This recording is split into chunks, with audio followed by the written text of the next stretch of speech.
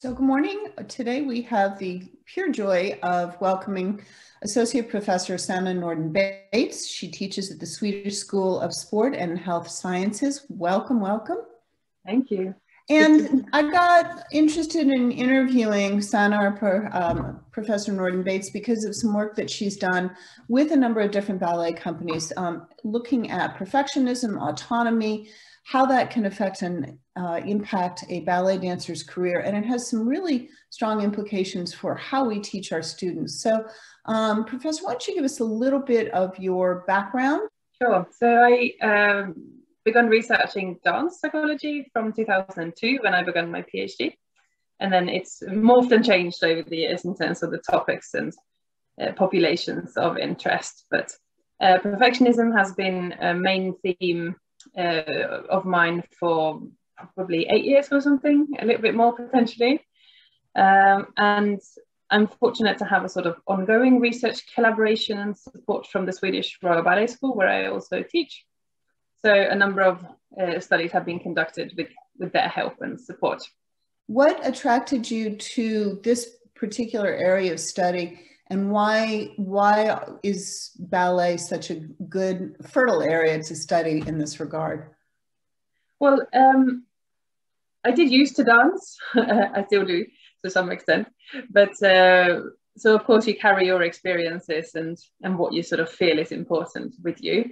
I got the opportunity to shape my PhD in the direction of focusing on dance exclusively, even though it was in a sport department. So that opened up a lot of doors and ideas.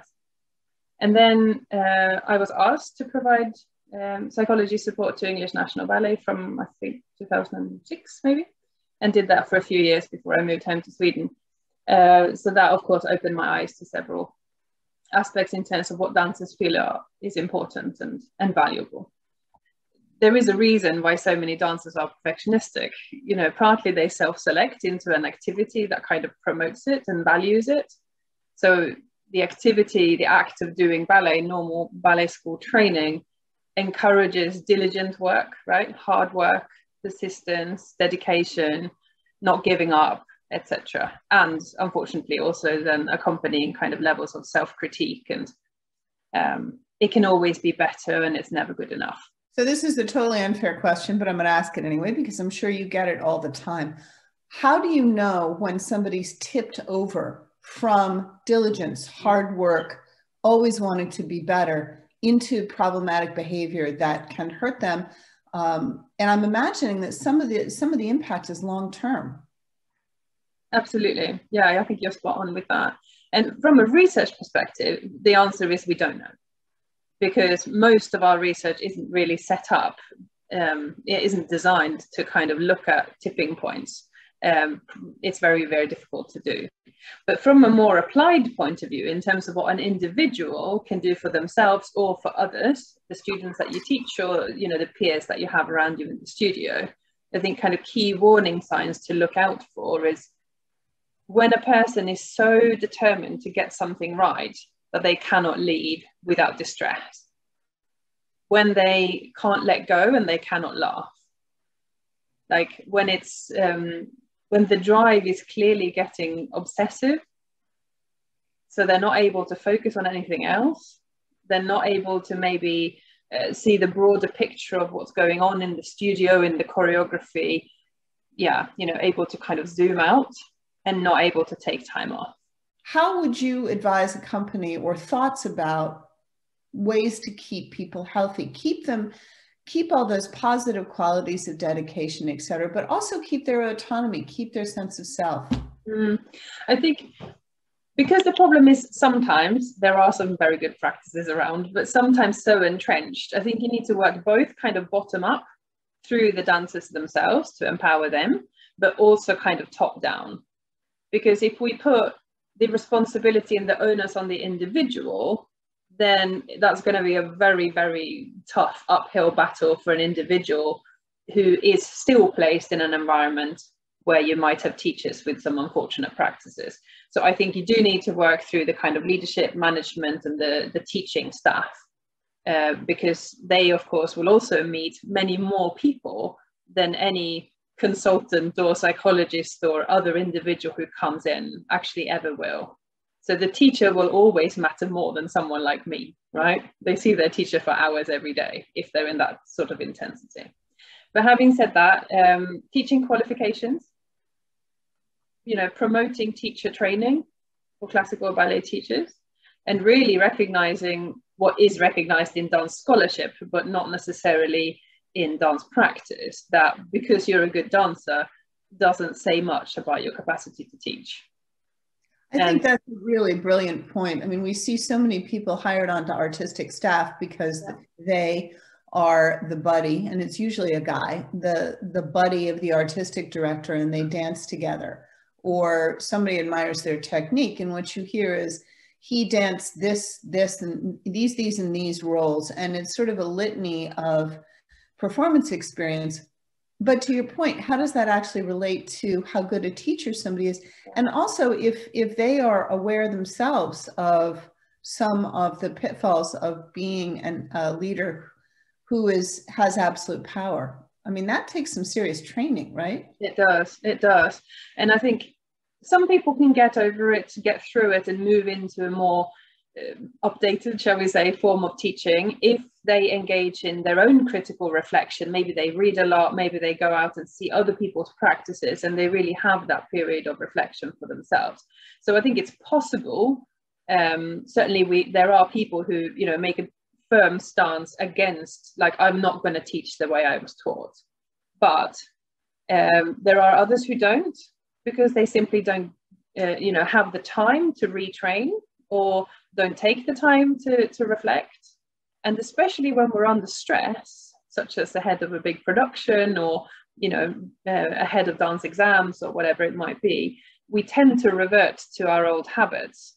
So we do know from sport research in particular that, you know, leaders who are under stress, or leaders who are under pressure, perhaps from management, they tend to become more controlling of the performers in their care. So to help them, you know, it's only fair really to try and give them the tools to cope with the everyday, but also especially with the stressful times. Because I also think it's not only unfortunate for the dancers who have a teacher who hasn't had this kind of reflection or training or pedagogy, but it's also unfair on the teachers themselves, because it's such a huge responsibility. And in fact, I see examples sometimes when I meet teachers, you know, they might have been confident as dancers, but actually they're not very confident as teachers. And when they're not confident as teachers, they're also not that relaxed. You know, they can't let the guard down in front of their students. It's difficult to admit that you were wrong. And it's hard to kind of invite the students to participate and collaborate, and maybe even critique you as a teacher, you know, and giving feedback. Because the more insecure we feel, the more we build up our guard, right? Yeah, I would love to hear from you is some specific, if you had 10 minutes in a room with somebody, what would your recommendations be at various levels? I mean, other than don't crush their soul. I would say the number one is being clear about why we do what we do. So we don't just say and expect what to do in terms of tasks, exercises, variations, what have you, but go, let's do this exercise this way because. And now maybe to mix it up a bit, let's do this variation with a different style, a different emphasis, a different rhythm, or a different music in order to explore it differently.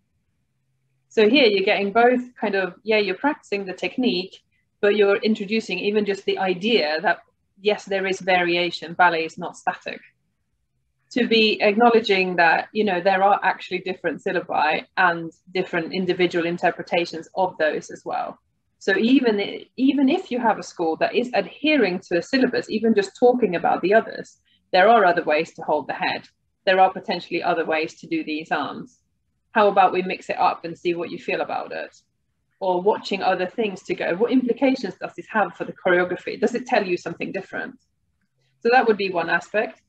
Giving choice is super important, and it has to be meaningful choice so that it's perceived to be something that is actually putting the individual or the group of young people in focus.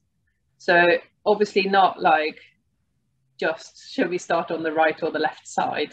You know, yeah, you can do that too, but actually some proper choice that matters. How are the bodies feeling today? Like, does it make sense for us to do Allegro again, or did you actually really knock yourselves out yesterday? Let's focus on something else. So the students actually getting an input and being okay with the answers that come back. So that, of course, is the response, both in words, but also in kind of body language. And it's definitely a teacher asserting authority by giving up some authority. Yeah, absolutely. Yeah. I think it's important to gradually let children, and then especially young people and young adults, take on leadership roles. So when they're really small, this might be, you know, leading the hop, skip, jump kind of warm up in a follow the leader type fashion. And later on, it's maybe choosing the last few counts of an exercise. It can be in smaller groups, where they're in pairs or trios or quartets, where they're really kind of helping each other to finish off an exercise the way that they choose, and then showing it to the class potentially.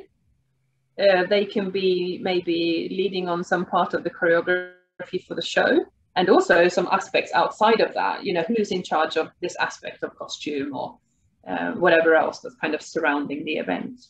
And then gradually, as they get older and more intense, you know, what are your goals for this year? Where do you think that you're at? And what are your strengths and what's kind of in focus for you? So that the teacher's goals and things don't always come first, but that we first ask. And then based on those conversations, we can create the goals for the group and the kind of feedback structure that is then important in the class. Because if one dancer is truly wanting to work on, you know, how they work their feet, then it makes a lot of sense to give feedback specifically on that, because then they feel seen and they are probably improving on that particular aspect, rather than waiting to get feedback on whatever the teacher might find important at that time. So gradually increased kind of responsibility for setting their own goals and for giving themselves feedback. I think the co-creation and kind of student choreography projects are wonderful, with a caveat, which is that it is wonderful if it actually is about participation, about being truly free to actually express what you want to express, you know, doing something different and shaping things the way you want. It is less great if it all becomes a competition. I don't think that those choreographic opportunities should end up being about rivalry. And there are several reasons for that, but the main one is that when we become comparative, a lot of people will play it safe. So they're not going to be as creative because they want to be the best. So instead of practicing that really exciting new scary thing that maybe I'll possibly learn and develop from, actually that one's a little bit too scary, and what if I can't carry that off? So I think I'll go with this one because I am actually really flexible. So I'm just going to do really flexible stuff to kind of show off what I'm doing. Yep. You know, show off what I'm good at, rather than actually learning something and discovering something new. That totally makes sense to me. That's a great distinction. Anything else that you want to talk about? Any new research that you're doing you want to tell us is happening? Oh, there is a bit of work going on in terms of a more qualitative, in-depth side of autonomy and autonomy support and in ballet, which I'm really excited about. So there is so much work into this, especially in sport and other domains, and some in dance, but nearly all of it is quantitative. So we've learned so much from that. Like, autonomy is a basic psychological need. We all need it in order to kind of work and function and feel well. So that's super important. We know that applies to all ages, all groups of people, all activities. And we do know quite a lot about what kinds of things that coaches can do to support autonomy, but we don't know very much about the how of it, or what does it feel like to live in an environment which maybe nurtures autonomy really well. You know, what's meaningful choice, for example. You know, how is, if we could get, say, recommendations of like a super teacher, what is it about them that makes the dancers feel like they really are supporting autonomy? What is it that truly matters? And equally, on the other side of it, what's it like to be in a really autonomy thwarting or autonomy suppressive kind of context? You know, what is it that happens? What's required to turn that around?